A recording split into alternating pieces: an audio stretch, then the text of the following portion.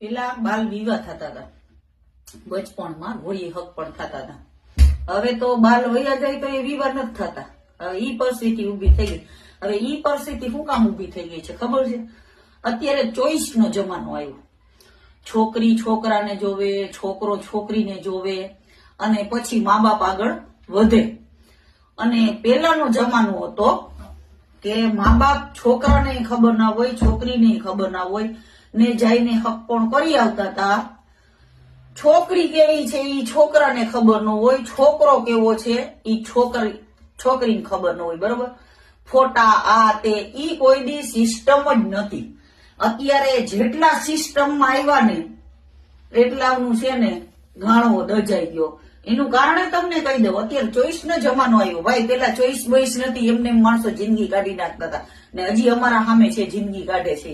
અત્યારે તો love marriage વાળા 2 મહિનામાં